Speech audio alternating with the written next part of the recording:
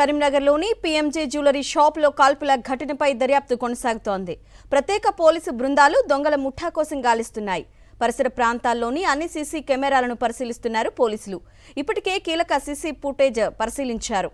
కరీంనగర్లోని PMJ jewellery షాప్లో కాల్పులు కలకలం సృష్టించాయి. బైక్లపై వచ్చిన 5 దుండగులు కస్టమర్ల షాప్లోకి ప్రవేశించారు. నగలు చూపించిన తర్వాత గన్తో బెదిరించారు. సిబ్బందిపై కాల్పులు జరిపి నగలను దోచుకెళ్లారు. దుండగుల కాల్పుల్లో 4 సిబ్బందికి గాయాలయ్యాయి. వారిని ఆసుపత్రికి తరలించి చికిత్స అందించారు. చోరీ చేసిన ఆభరణాలతో వెళ్తూ ఓ దుండగుడు కింద పడిపోయాడు. ఘటనా స్థలానికి చేరుకుని సిపి గౌసాలం విచారణ చేపట్టారు. జ్యువెలరీ షాపు సమీపంలోని డ్రైనేజీలో కత్తెర, ప్లాస్టర్, తుపాకీ, మ్యాగజిన్ను పోలీసులు గుర్తించారు. ఘటనా స్థలంలోనూ బుల్లెట్లను గుర్తించారు. కరీంనగర్ టౌన్ లో అరౌండ్ 11 to 11 మధ్యలో ఒక ఆర్మ్డ్ రాబరీ ఇన్సిడెంట్ జరిగింది.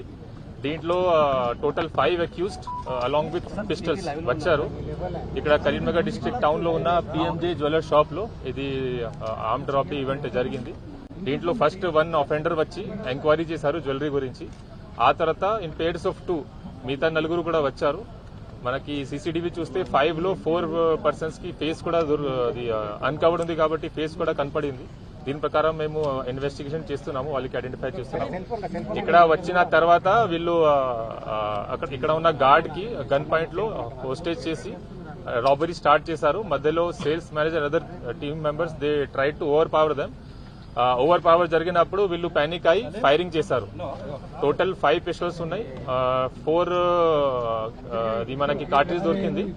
4 ఫైరింగ్ అయిన తర్వాత వీళ్ళు ఒక బ్యాగ్ లో సమ్ స్టోలెన్ రాబ్డ్ ఐటమ్ తీసుకుని పాడిపోయారు. దీంట్లో ఉన్న విక్టిమ్స్ టోటల్ 4 ఉన్నారు. 4కి గన్ షాట్ ఇంజరీ అయింది, కానీ నాన్ ఫెటల్ ఇంజరీ ఉంది. అందరూ అవుట్ ఆఫ్ డేంజర్ ఉన్నారు. ఇప్పుడు ప్రైవేట్ హాస్పిటల్ వాళ్ళకి ట్రీట్మెంట్ నడుస్తుంది. వాళ్ళు కూడా మేము స్టేట్మెంట్ రికార్డ్ చేస్తున్నాము. ఇది కాకుండా జ్యువెలరీ షాప్ లో ఉన్న అదర్ అఫీషియల్స్ కూడా స్టాఫ్ కూడా మేము స్టేట్మెంట్ రికార్డ్ చేశాము. కేంద్ర హోంశాఖ సహాయ మంత్రి బండి సంజయ్ ఇంటికి కూతవేటు దూరంలోనే దోపిడీ జరిగిందంటే కరీంనగర్లో భద్రత ఇంకెక్కడ ఉందని ప్రశ్నించారు హుజూరాబాద్ బీఆర్ఎస్ ఎమ్మెల్యే కౌశిక్ రెడ్డి. రాష్ట్ర హోంశాఖను దగ్గర పెట్టుకున్న రేవంత్ రెడ్డి పోలీస్ కమిషనర్ ఏం చేస్తున్నారని ప్రశ్నించారు. తక్షణం ఈ ఘటనకు బాధ్యత వహిస్తూ సీఎం రేవంత్ రెడ్డి, బండి సంజయ్ రాజీనామా చేయాలని, సిపిని వెంటనే సస్పెండ్ చేయాలని డిమాండ్ చేశారు కౌశిక్ రెడ్డి.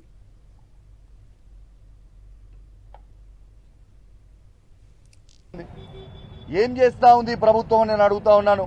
ఏం చేస్తున్నాడు రేవంత్ రెడ్డి అని అడుగుతా ఉన్నాను. ఏమి చేస్తున్నాడు బండి సంజయ్ నేను అడుగుతా ఉన్నాను. మీ బాధ్యత లేదా? ఇప్పటిదాకా దొంగల్ని ఇప్పటిదాకా ఇన్సిడెంట్ అయి పొద్దున 11 గంటలకు ఇన్సిడెంట్ అయితే ఇప్పుడు సాయంత్రం 5 అవుతా ఉంది.